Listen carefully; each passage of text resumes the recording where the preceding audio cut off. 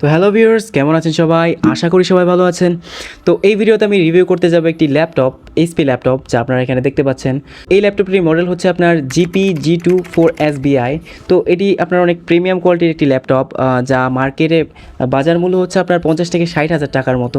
তো বেসিকলি আপনারা যদি কখনো ল্যাপটপ কিনেন, তাহলে আপনারা চিন্তা করবেন যে ল্যাপটপ কোন কাজের জন্য কিনবেন। যদি আপনাদের উদ্দেশ্যটা হয় গ্রাফিক ডিজাইনিং, পাশাপাশি গেমিং, এই ভিডিও এডিটিং এরকম যদি কোয়ালিটির হয়, তাহলে আমি মনে করব আপনার ল্যাপটপের বাজেট কমসে কম 50 থেকে 60,000 বা এর উপরে রাখার চেষ্টা করুন। আর যদি আপনারা চিন্তা করেন যে না, আমি ভিডিও দেখার জন্য করব, তাহলে আমি মনে করব আপনার 20 থেকে 25,000 টাকার মধ্যে যে কোনো ল্যাপটপ আপনি নিতে পারেন আপনার সাধ্য মতো। আপনি যদি চিন্তা করেন ফ্রিল্যান্সিংয়ের কাজ করবেন, গ্রাফিক ডিজাইনিং করবেন, কোডিং করবেন, তাহলে আমি অলওয়েজ রিকমেন্ড করব আপনি 70 থেকে 60-এর উপরে, 50-এর উপরে থাকার চেষ্টা করুন। তো এই বাজেটের ল্যাপটপ যেগুলো আসে, সেগুলোর মধ্যে আপনার গ্রাফিক্স বলেন, যে র্যাম বলেন, প্রসেসর বলেন, সেগুলো কিন্তু অনেক ভালো কোয়ালিটির ব্যবহার করে থাকে, যার কারণে কিন্তু ল্যাপটপে হ্যাং হওয়ার সম্ভাবনা কিন্তু অনেক কম থাকে। তো বেসিক্যালি আমি যদি এই ল্যাপটপের কথা বলি, এটা হচ্ছে আপনার এইচপি, আমি অলরেডি মডেলটা বলে দিয়েছি। তো এইচপি এটা হচ্ছে আপনার ইন্টেল Core i3 জেনারেশনের, ইন্টেল Core i3 প্রসেসর 11 জেনারেশনের। তো বেসিক্যালি এটা কিন্তু অন্যান্য ল্যাপটপের মতোই একটু প্রিমিয়াম কোয়ালিটির বাজেটের কারণে। তো আপনারা জানেন এইচপি ল্যাপটপ কতটা প্রিমিয়াম কোয়ালিটির হয়। পাশাপাশি ফ্রন্টে কিন্তু একটা ক্যামেরা দেওয়া আছে। ক্যামেরা যদিও অতটা ভালো না, ফেস ক্যামেরার কাজে লাগে। তো এটি বেসিক্যালি আপনার কোডিংয়ের জন্য কেনা হয়েছিল, কোডিং পাশাপাশি ফ্রিল্যান্সিংয়ের। তো আপনারা যদি কখনও ফ্রিল্যান্সিংয়ের কাজ করেন, তাহলে আমি রিকমেন্ড করবো যে গ্রাফিক্স যেটা আছে সেটা আপনি যত বেশি হয় তত ভালো, যে 2GB গ্রাফিক্সের যেটা আছে সেটা নেওয়ার চেষ্টা করুন। আর এটা দিয়ে বেসিক্যালি কোডিংই করা হয়।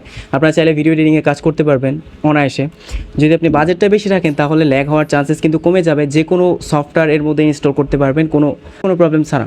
তো বেসিক্যালি আমি রিকমেন্ড করবো যে যদি আপনার বাজেট 50-এর উপরে থাকে, তাহলে ভালো হবে। আর আপনি যদি এর নিচে ল্যাপটপ কিনেন, তাহলে যে গেমিং করতে চান, কোডিং করতে চান, তাহলে দেখবেন আপনার ল্যাপটপ ল্যাগ করছে, অনেক সমস্যা হচ্ছে, দেখবেন ঠিকমতো কাজ করে না, হিট হয়, এতে এইসব ইস্যু দেখা যায়। কিন্তু এইসব ল্যাপটপে যেগুলো 50-এর উপরে 60-এর মধ্যে বাজেট হয়, সেগুলো কিন্তু এইসব ইস্যু দেখা যায় না, যার কারণে ল্যাপটপটা কিন্তু অনেক ইউজ করেও সুবিধা হয়, হিটিং ইস্যু দেখা যায় না, চার্জও ভালো থাকে, পাশাপাশি অনেক ফাস্ট চার্জ হয়। তো এটিতে কিন্তু এই সব ফ্যাসিলিটিগুলো কিন্তু এর ভেতর আছে।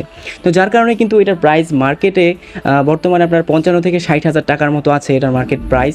তো আপনারা যদি গ্রাফিক ডিজাইনিং বা অন্য কাজের জন্য প্রেশারেবল কাজ যেগুলো আছে, যেমন ভিডিও এডিটিং, গ্রাফিক ডিজাইন, পাশাপাশি আপনার কোডিংয়ের কাজ, যেগুলো কিন্তু অনেক প্রচুর প্রেশার পড়ে কম্পিউটারের বা ল্যাপটপের উপর। তো এইসব কাজগুলো যেগুলো আছে, সেগুলো করার জন্য কিন্তু আপনার একটা ভালো কোয়ালিটির ল্যাপটপের প্রয়োজন, যার যদি এর থেকে আপনার বাজেট যদি বেশি হয়, তাহলে আপনি আরও বেশি দিয়ে একটা কিনতে পারেন, এইচপিডি নিতে পারেন, পাশাপাশি আপনি অন্য ব্র্যান্ডের চাল নিতে পারেন অ্যাপেলের। আমি রিকমেন্ড করবো আপনার বাজেট যদি বেশি হয়, 1 লাখের উপরে হয়, তাহলে আপনি নিঃসন্দেহে অ্যাপেলের যে কোনো ল্যাপটপ নিতে পারেন। আর বাজেট যদি আপনার 50-এর ভিতরে বা 70-এর ভিতর থেকে থাকে, তাহলে আমি ল্যাপটপ রিকমেন্ড করবো এইচপিডি, কারণ এইচপি অনেক ভালো সার্ভিস দেয়, পাশাপাশি প্রিমিয়াম লুকিং সার্ভিসটা অনেক ভালো দেয়।